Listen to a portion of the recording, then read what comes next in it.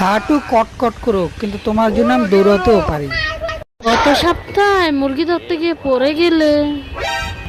ওটা তো ছিল অনুশীলন, আসল দৌড় তো তোমার জন্য।